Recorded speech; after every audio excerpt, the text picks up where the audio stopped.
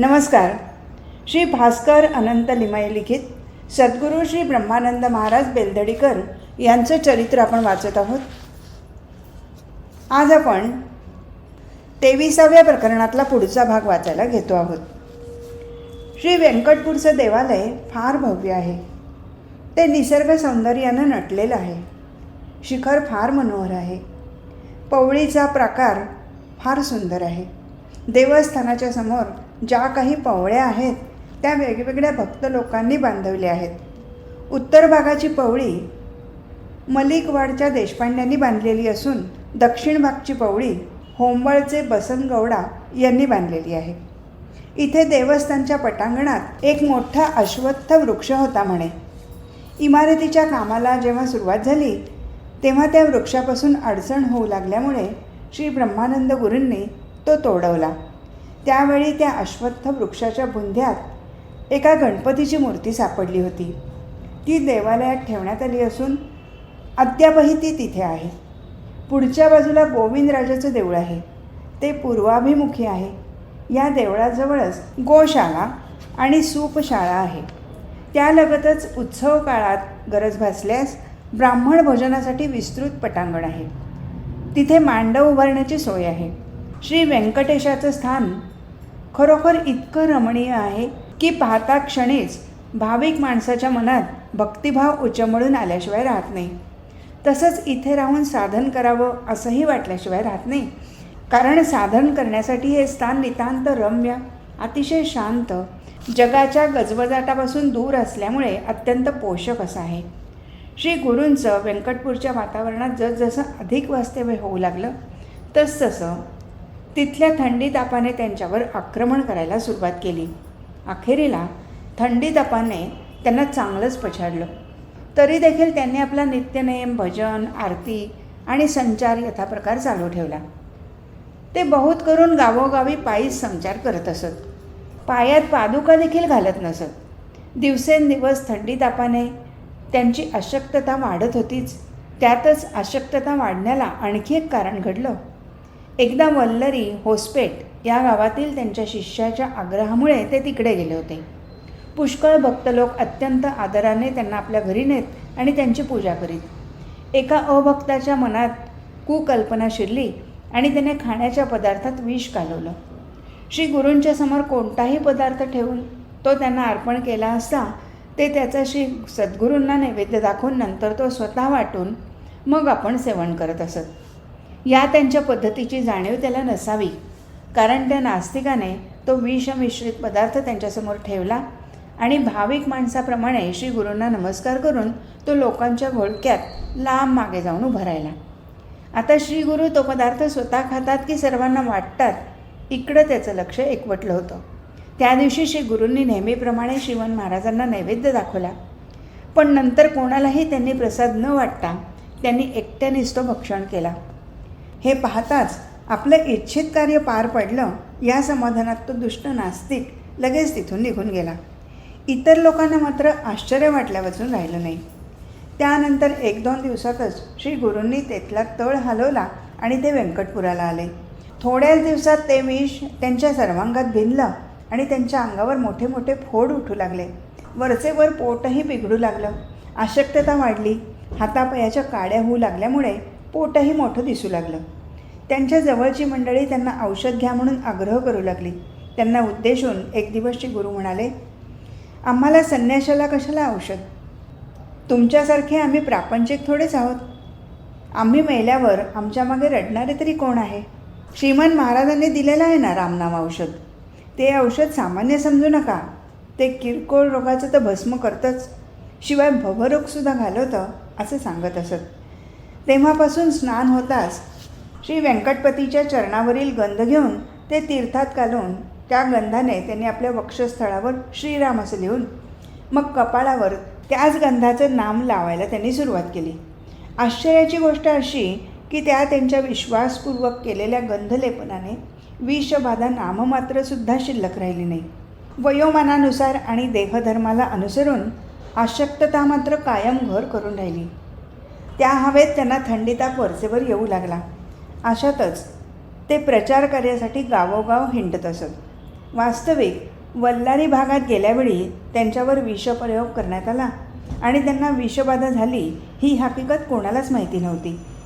परंतु वल्लारीचे आणि होस्पेटकडील शिष्यमंडळी दर्शनाला आल्यावेळी श्री गुरु गमतीने हसत हसत त्यांना आम्हाला विष घालण्याकरता आपल्या गावी घेऊन गेला होता नव्हे का, परंतु श्रीमंत महाराजांच्या कृपेने त्यातून आम्ही पूर्ण बरे झालो असे म्हणत असत. हे उद्गार नेहमी श्री गुरूंच्या सान्निध्यात असणाऱ्या श्रीपाद भट गुडेकिरी यांनी ऐकले. त्यांच्या तोंडून अनेकांनी ही हकीकत ऐकली असल्यामुळे सर्वत्रांना ज्ञात झाली. असो, ज्या वर्षी श्री गुरूंनी स्वयंपाकघर आणि गोशाला बांधवली त्या वर्षी त्यांनी व्यंकटरमणाला लक्ष तुळशी वाहिल्या. तो कार्यक्रम सुमारे 15 दिवस चालला होता. अर्थात वहिवाटीप्रमाणे यावेळीही हजारो लोक जमले होते. कीर्तन पुराण दररोज होत होते. दररोज तुळशी आणण्यासाठी 15-20 लोकांना त्यासाठी 2-3 कोस लांब जावं लागलं. त्या लोकांपैकी 26 3-4 भाविक भक्त दररोज पहाटे उठून प्रातर्विधी आटोपून देवाची काकड आरती होताच तुळशी आणण्यासाठी तेथून बैलदडीला जात असत. श्री गुरूंची दक्षता एवढी असे की निघण्यापूर्वी त्यांना ते पुरेसा फराळ बांधून देत असत. तो घेऊन डोंगरातील पायवाटेने 2 तास निघून येण्यापूर्वी ते बेलदडीला पोचत असत. जाताच श्री रामचंद्राचं दर्शन घेऊन नंतर रामतीर्थाला जात असत. रामतीर्थ हा मळा आहे. तिथे नाना तऱ्हेची फुलं आणि तुळशी पुष्कळ असत. श्री गुरूंनी ही व्यवस्था रामदेवासाठी करवली होती. 2 तासपर्यंत ते लोक आपल्याला पाहिजे तितक्या तुळशी आणि फुले घेऊन नंतर स्नान करीत. संध्या आणि जप करून रामतीर्थाच्या काठावर असलेल्या पादुकांवर तुळशी वाहून बरोबर आणलेला फराळ पोटभर खात असत. नंतर तिथून निघून 12 वाजण्याच्या आत व्यंकटपुराला परत येत असत. एके दिवशी तुळशी घेऊन परत जाताना प्रखर उन्हामुळे त्यांना फार तहान लागली. तहानेने कासावीसून मार्ग कष्टाने आक्रमित असता त्यांच्यापैकी एक जण दुसऱ्याला नारायण भट्टाला तहान फार लागली आहे, जवळपास पाणी नाही, ऊन तर मी म्हणत आहे, पुढे पाऊल टाकणं मुश्किल झालं आहे म्हणाला. नारायण भट्टही मलाही तसंच झालं आहे. यावेळी श्री गुरूंनी आम्हाला इथे 2-2 लाडू आणि पाणी पाठवून दिल्यास बरे होईल असे म्हणाला. बरोबरचे दुसरे दोघे आता व्यंकटपूर फार दूर नाही, 1 मैलसुद्धा नाही, आधीच रोजच्यापेक्षा उशीर झाला आहे तरी लवकर जाऊया म्हणाले. सर्वजण हळूहळू चालत थोडे गेले असतील नसतील इतक्यात समोरून श्री गुरु एका शिष्याला बरोबर घेऊन त्यांच्याकडे येत असलेलं पाहून हा स्नान करून तुळशी घालण्याचा समय असता यावेळी हे इकडे कुठे निघाले असावेत असा ते आश्चर्यचकित होऊन विचार करू लागले. तो श्री गुरु लिंबाच्या झाडाच्या सावलीत बसल्याचं त्यांना दिसलं. तेही गडबडीने तिथवर गेले आणि त्यांनी श्री गुरूंच्या पायावर डोकी ठेवून नमस्कार केला. श्री गुरूंनी मंद हास्य करत बरोबरच्या शिष्याला, ए रामभट्टा, उगीच उभा काय राहिलास, हे उन्हात तहानेने मरत आहेत, लवकर पाणी आणून त्यांना लाडू आणि पाणी दे अशी आज्ञा केली. श्री गुरूंचं हे भाषण ऐकून त्यांचं भक्तांवरील वात्सल्य आठवून प्रत्येकाला दुःखाचा उमाळा आला. तोंडातून शब्द बाहेर फुटेना. अवाक होऊन ते श्री गुरूंच्या पायावर लोळू लागले. श्री गुरूंनी, खुळ्यासारखे काय करता, प्रथम हे घ्या असं म्हणून प्रत्येकाला 2-2 लाडू आणि पाणी दिलं. एका क्षणापूर्वीच मी इथे येऊन तुम्हाला लाडू आणि पाणी दिले तर ठीक होईल असं म्हटलं होतं ना. त्यावेळी लाडू आणि पाणी याच्यावर तुमची वासना गेली होती. ते पदार्थ तुम्हाला मिळालेही. असले जड पदार्थसुद्धा उत्कट इच्छेनं जर स्मरण करताच मिळतात तर सगळीकडे सचेतन रूपात भरून राहिलेल्या त्या भगवंताचं स्मरण करताच तो का मिळणार नाही याचा विचार करा. तो मिळावा अशी उत्कट इच्छाच मुळी आपल्यात नसते, म्हणून तो मिळत नाही एवढंच. तुळशी व्हायला उशीर होत आहे, लवकर चला असं म्हणून श्री गुरु उठून जाऊ लागले आणि ते सर्व लोक मनात खजील होत त्यांच्या मागोमाग गेले. आपल्याला कष्ट पडले तरी उपदेश पटवून तो गढी उतरण्याची एकही संधी श्री गुरु फुकट दवडत नसत. श्री गुरु लाडू आणि पाणी घेऊन आले नसते तरी ते लोक तुळशी घेऊन गेल्याशिवाय राहतच नव्हते. श्री गुरूंची तऱ्हाच अशी होती की लोकांना जेवू खाऊ घालून हसत खेळत ते त्यांना परमार्थाच्या मार्गाला लावत असत. असे प्रसंग ते वरचेवर घडवून आणत असल्यामुळे त्यांच्या प्रत्येक प्रसंगीच्या वागणुकीवरून अनेक तऱ्हेचा बोध लोकांच्या हृदपटलावर कोरला जात असे आणि स्वाभाविकच त्यांच्यात सद्भावना निर्माण होत असे. त्या पुण्यक्षेत्री व्यंकटपुरात 2 वेळा तुळशी अर्चन, कोटी नामजप अनेक वार नामसप्ताह वगैरे धार्मिक कृत्य श्री गुरूंच्या हयातीत झाली. इथे सुद्धा श्री गुरूंनी श्री रामसंस्थान बेलदडी इथे असतं त्याप्रमाणे प्रत्यक्षात छत्र, चामर, मकर, तोरण, पालखी, वाहन, रथ, चौघडा, ताशे, वाजंत्री वगैरे राजवैभव वाढवलं होतं. येणाऱ्या जाणाऱ्या भक्तांसाठी अन्नछत्रही प्रारंभ केल्याचं पूर्वी आलंच आहे. उत्सव प्रसंगी लागणाऱ्या मोठमोठ्या भांड्यांचा तसेच दररोजच्या अन्नछत्राच्या कामी उपयोगी पडणाऱ्या लहान भांड्यांचाही श्री गुरूंनी संग्रह केला होता. अलीकडे तर बेलदडी, बेटगिरी, अश्वत्थपूर, हंदीगोळ, छब्बी, होंबळ, मुळगुंद, शिरहट्टी, सोरटूर वगैरे आसपासच्या अनेक गावांचे भाविक भक्त आपल्या आपल्या गावच्या वतीने एक एक खोली देवालयाच्या प्राकाराभोवती बांधत असल्याचं समजतं. श्री गुरूंच्या अखेरच्या वास्तव्यात तर बहुशः दररोज 15-20 येणारे जाणारे लोक असत. शिवाय नामस्मरणाच्या निमित्ताने श्री गुरु लोकांना वरचेवर पाचारण करून जमवीत असत ते वेगळंच. तिथल्या उत्सवाचं वर्णन पूर्वी येऊन गेलंच आहे. धनुर्मासात तर श्री गुरूंच्या हौसेला पारच राहत नसे. 1 महिनाभर दररोज गिरी येथील श्री व्यंकटरमणाच्या पद्धतीप्रमाणे श्री व्यंकटपूर येथील श्री व्यंकटपतीला अरुणोदयापूर्वी अभिषेक, महापूजा, महानैवेद्य होत असे. नैवेद्याला दररोज खिचडी, चिंचेचं सार, बाजरीची भाकरी, वांग्याचं भरीत तसंच ताजं लोणी असा नेम होता. याप्रमाणे आजवर तो चालत आला आहे म्हणतात. देवाला पृथक असे मनोहर शय्यागृह, पुष्करणीच्या वाटेवर दीपमाळ असून देवाच्या मागील पोवळीत श्री दत्तगुरूंच्या पादुका स्थापन केलेल्या आहेत. वास्तविक जीर्णोद्धाराचं वर्णन इथे संपलं असलं तरी त्या देवस्थानातील स्वयंभू मूर्तीबद्दल यथासांग वर्णन इथे करणं अनुचित होणार नाही या आत्मविश्वासाने ते इथे करीत आहे. पूर्वी शेणाच्या आणि कचऱ्याच्या ढिगाखाली श्री व्यंकटरमणाची ताज्या फुलांचा हार घातलेली रेखांकित मूर्ती खंटाना मिळण्याचं वर्णन येऊन गेलंच आहे. त्यावेळी श्री लक्ष्मी देवीची स्वयंभू मूर्ती जवळ नव्हती. गाभाऱ्याच्या बांधकामाच्या वेळी श्री व्यंकटपतीच्या डाव्या बाजूला जमिनीच्या थोड्यावर आलेला एक काळा दगड दिसत होता. बांधकाम करणाऱ्या गवंड्यांनी तो वाईट दिसतो म्हणून तो फोडून जमीनसारखी करण्याचं ठरवलं होतं. हे श्री गुरूंना समजतात. त्याच दगडातून पुढे श्री लक्ष्मी देवीचा उद्भव होणार आहे हे अंतर्ज्ञानाने ओळखून श्री गुरूंनी तो दगड फोडू नका असं निक्षून सांगून तहकूब करवलं होतं. अजाणतेपणाने कितीतरी दिवस इथला पुजारी भाविक भक्तांचा नारळ त्या दगडावर वाढवून प्रसाद देत असे. ही सांगीवांगी गोष्ट नसून लेखकाने स्वतः पाहिलेली चक्षुर्वयी सत्यम हकीकत आहे. एक दिवस जेव्हा हे श्रीगुरूंच्या दृष्टोपत्तीला आलं तेव्हा त्यांनी लक्ष्मी देवीच्या डोक्यावर नारळ फोडता की रे, किती धट्ट तुम्ही, यापुढे असं करू नका असं सांगून टाकल्यापासून ती प्रथा बंद पडली. तेव्हापासून श्री व्यंकटरमणाबरोबर त्या दगडाची श्री लक्ष्मीचीही पूजा त्यांनी सुरू करवली. सर्वांना श्री गुरूच्या उक्तीचं आश्चर्य वाटून जेव्हा त्यांनी त्या दगडाचं सूक्ष्म निरीक्षण केलं तेव्हा श्री लक्ष्मी देवीची रेखांकित रूपरेषा त्यांच्या नजरेला पडली. तो दगड आता जमिनीतून बराच वर आला असून त्यावर श्री लक्ष्मी देवीचे सर्व अवयव सुस्पष्ट दिसत आहेत. श्री व्यंकटपतीच्या मूर्तीचे सर्व अवयव आता सुस्पष्ट दिसत असून त्याचे पाय जे पूर्वी जमिनीलगत होते ते आता चांगले 4 बोटे वर आले असल्यामुळे पायावर डोके ठेवून उत्तम दर्शन घेता येते.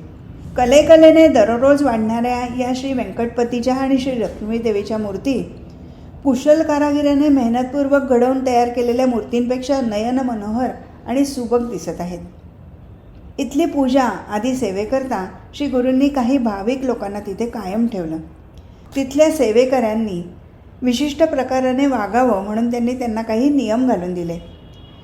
एवढ्यावरच न थांबता स्वतः तिथे राहून त्या नियमावर हुकूम त्यांनी आचरण करून दाखवलं. त्या नियमांचा तपशील खालीलप्रमाणे आहे. रोज अरुणोदयापूर्वी उठून प्रातस्मरण आणि मुखमार्जनादी संपवून देवाच्या शय्यागृहाजवळ जावे. सुस्वर कंठाने उठी उठी हे पद चौघडादी वाद्यांच्या गजरात म्हणून देवाला जागे करून मग गाभाऱ्याचं दार उघडावं. त्यानंतर देऊळ स्वच्छ झाडून सारवून रांगोळीने सुशोभित करावे. नंतर देवाला काकड आरती करावी. काकड आरती संपताच सगळ्यांनी मिळून जयराम सीताराम म्हणत देवळाभोवती 5 प्रदक्षिणा घालाव्या. त्यानंतर क्रमाने श्री मारुती, श्री देवी, श्री गोविंदराज, श्री वराह, श्री शंकर, श्री सद्गुरू, श्री दत्तात्रेय, श्री गणपती अशा सर्व देवांच्या दर्शनाला जावं. मुखाने अखंड श्रीराम नामस्मरण करत जावं. या कार्यक्रमाच्या वेळी एकट्याने पुढे जाऊन प्रत्येक ठिकाणी लोटून सारवून रांगोळी घालावी आणि बाकीच्यांनी क्रमाने सर्व देवांची काकड आरती करावी. इतका कार्यक्रम पार पडल्यानंतर राम राम म्हणत मळ्यात जाऊन फुले तुळशी काढून आणाव्या. देवाच्या सकल पूजा साहित्याची यथासांग सिद्धता करून आंघोळ करावी. संध्यादी नित्यकर्म पुरे करून देवावरील निर्माल्य वस्त्रालंकार वगैरे काढून पंचामृताने आणि सुगंधी तेलाने स्वपन करून अभिषेक करावा. शुद्ध आणि स्वच्छ अशा वस्त्राने देव पुसून कोरडा करावा. गंध लेपन करून वस्त्रालंकार घालून पुष्पमालांनी देवाला सजवावं. हा सर्व कार्यक्रम मध्यान्ही 12 वाजण्याच्या आत संपला पाहिजे. त्यानंतर धूप दीप ओवाळून शिजवलेलं सर्व पक्वान्न अगोदरच देवापुढे सारून रांगोळी घातलेल्या जागी ठेवून महानैवेद्य दाखवावा. त्यानंतर क्रमाने श्री गणपती, श्री राम, श्री व्यंकटरमण, श्री मारुती, श्री सद्गुरू यांची आरती करावी. दरम्यानच्या काळात भोवताली असलेल्या श्री मारुती, श्री देवी वगैरे सर्व देवळात जाऊन पूजा उरकून घ्यावी. सर्व देवांची पूजा झाल्याशिवाय महानैवेद्य दाखवायचं नाही. पुढे आरती झाल्यानंतर तीर्थप्राशन करावं आणि आलेल्या अतिथी अभ्यागतांच्या बरोबर भगवंताचं स्मरण करीत भोजन करावं. भोजनोत्तर थोडी विश्रांती घेऊन संध्याकाळी 4 वाजता नित्यनेम आटपून 5 ते 6 वाजेपर्यंत देवापुढे बसून राम राम म्हणावं. संध्यासमय होताच हातपाय धुवून भोवतालच्या देवळात जाऊन आरती करून यावं. त्यानंतर स्नानसध्या करून सगळ्यांनी मिळून देवापुढे बसून भजनी पद्धतीने भजन म्हणावं. भजन सुमारे 2 तासपर्यंत करावं. नंतर देवाला धूप दीप नैवेद्य करून मागे सांगितल्याप्रमाणे क्रमाने आरती करावी. पद्धतीप्रमाणे सर्व सेवा स्तोत्रपाठ म्हणून देवाला शेजारती करून झोपवावं. हे झाल्यानंतर तीर्थप्रसाद घेऊन सगळ्यांनी मिळून जेवण करावं. भोजनोत्तर परमार्थासंबंधी चर्चा करून 10 वाजल्यानंतर भगवंताचं ध्यान करता करता विश्रांती घ्यावी. आयुष्य व्यर्थ वाया न घालवता सदा सर्वदा रामनामात असावं, हाच या सर्वाचा इत्यर्थ नाही काय. श्री गुरूंनी आखून दिलेली दैनंदिन पद्धती आज तागायत अव्याहत चालू असलेली दिसते. श्री गुरूंच्या तपोबलाच्या जोरावरच नव्हे काय, आमच्यासारख्या मतिमंद पामरांच्या इच्छेने ती चालू राहणे अशक्य आहे. कारण ठरवलेली कोणतीही साधी गोष्ट ओळीने 3 दिवस देखील सुव्यवस्थितपणे आम्हाला पार पाडता येत नाही, याचा पदोपदी आपण अनुभव घेतच असतो. पूर्वी याच व्यंकटपुरी कोणीही मनुष्य काही तासांपेक्षा जास्त इथे स्थिरावत नसे. मग वस्ती करण्याचं तर नावच नको. त्याच व्यंकटपुराला भूवैकुंठाची शोभा प्राप्त झाली आहे. त्याला कारणीभूत श्री गुरु आणि त्यांचं तपोबल. त्यांनी लोकांच्या मनात विश्वास निर्माण होण्यासाठी केलेले परिश्रम आणि त्यांचं शुद्ध आणि सदाचरणी आचरण हेच होय. त्यामुळे मुमुक्षूंना श्री व्यंकटपूर क्षेत्र हे नवविद्या भक्तीचं माहेरघर वाटत असल्यास, तसंच साधकांना निवांतपणे आपलं साधन चालू ठेवून मोक्षप्राप्ती करून घेण्याचं अत्युत्तम स्थान वाटल्यास काय नवल.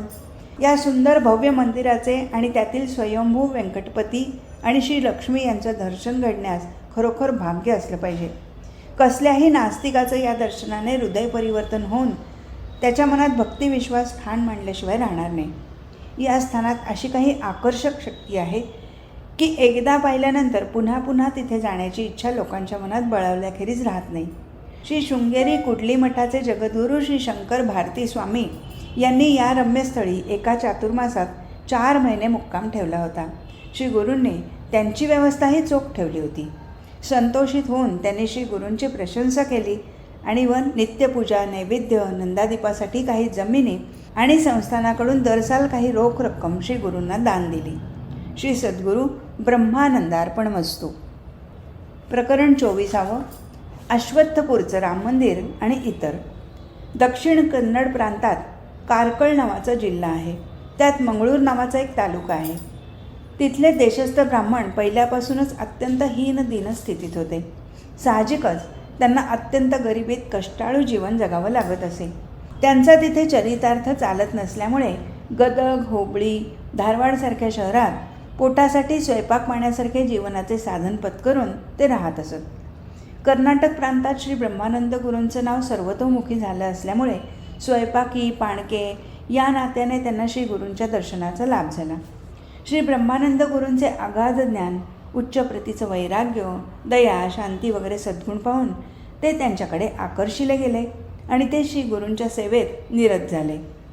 श्री गुरूंना उत्सव प्रसंगी, यज्ञप्रसंगी, सप्ताह प्रसंगी, हर घडी भोजनाच्या कामी या लोकांचं अपरंपार सहाय्य होत असल्यामुळे श्री गुरूंना ते विशेष नजरेत भरले. पर्यायाने श्री गुरु त्यांच्यावर फार प्रेम करू लागले.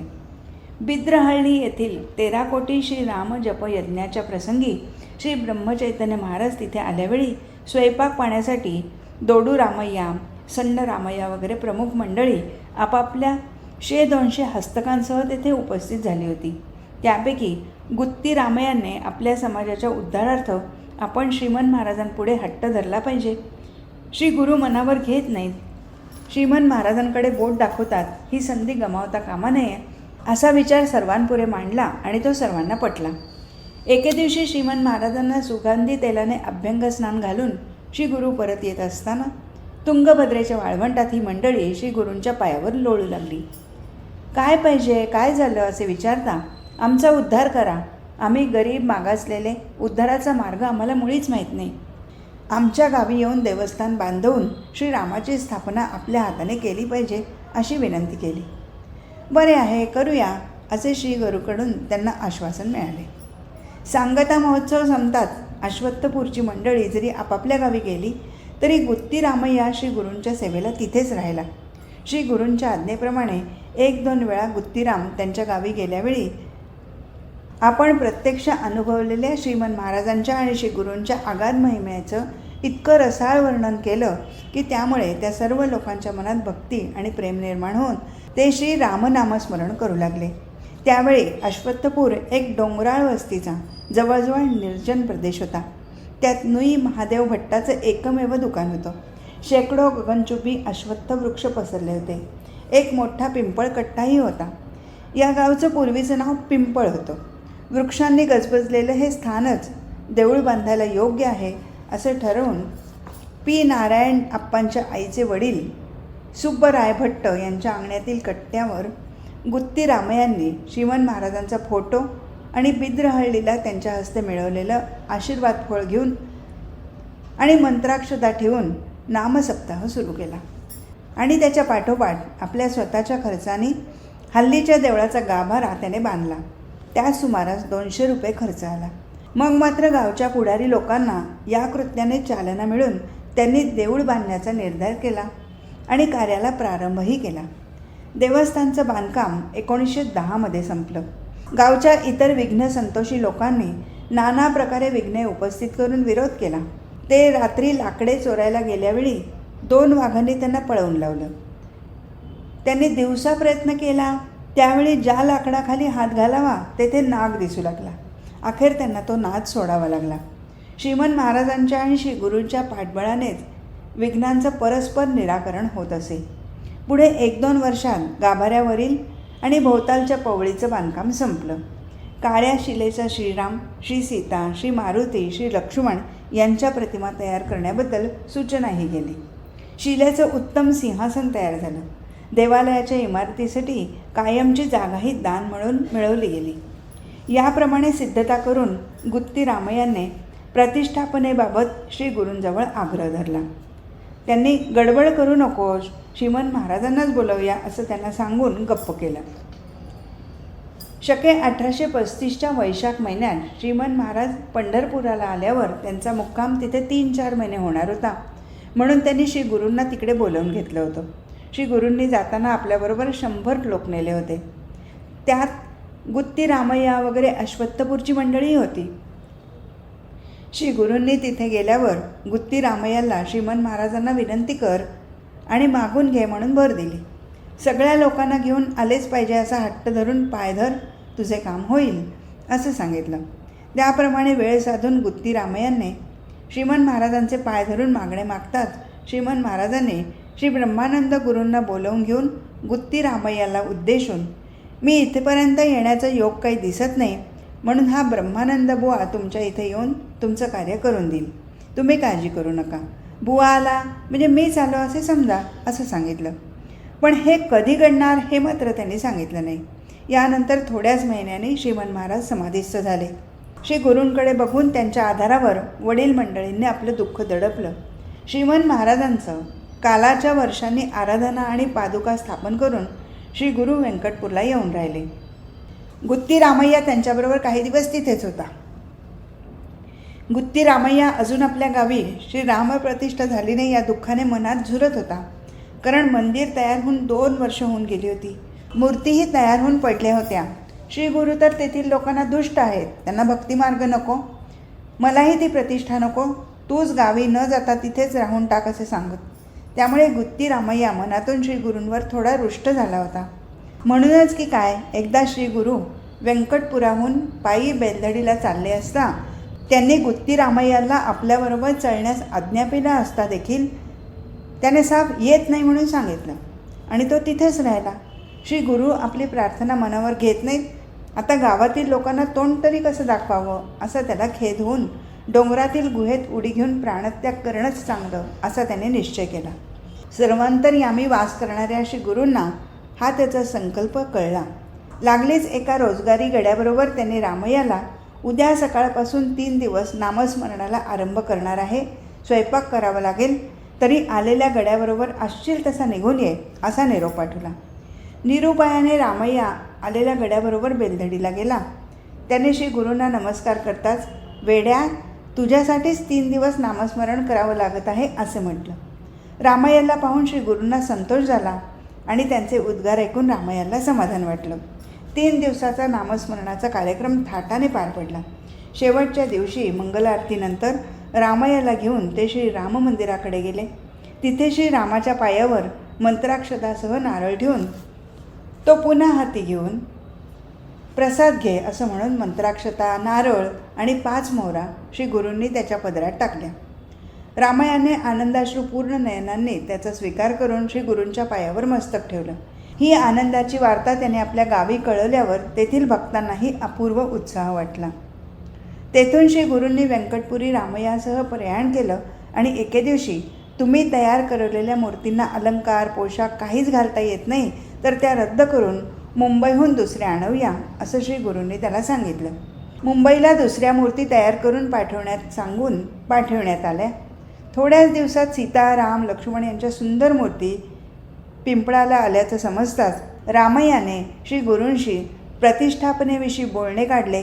तेव्हा श्री गुरूंनी वैशाख शुद्ध पंचमी अभिजित मुहूर्त फार चांगला आहे किंवा वैशाख शुद्ध दशमी चांगला आहे, या 2 मुहूर्तांपैकी एका मुहूर्तावर प्रतिष्ठा करूया, गाजावाजा फार नको असं त्याला सांगितलं. रामय्याने तात्काळ ही वार्ता गावी कळवली. सगळ्या भाविक भक्तांनी मोठ्या उत्साहाने सिद्धता सुरू केली. अभक्तांनीही आपल्या कारवाया सुरू केल्या. त्यांनी प्रथम वाजंत्री आणि दिवटी धरणाऱ्या लोकांना नवीन स्थापना होणाऱ्या देवालयात वाजंत्री वाजवल्यावर आणि दिवटी पाजळल्यास तुम्हाला गावातून हाकलून देऊ अशी तंबी दिली. ते सर्वजण भ्याले. अश्वत्थपुराला म्हणजे पिंपळाला वैशाख शुद्ध तृतीयेला पोचण्याचा संकल्प करून श्री गुरु मुळगुंद आणि शिरहट्टी येथील वैदिकांना, गुत्ती रामय्या वगैरे अश्वत्थपुराच्या लोकांना बरोबर घेऊन अधिक वैशाख्य वद्य त्रयोदशीच्या दिवशी व्यंकटपुराहून निघाले.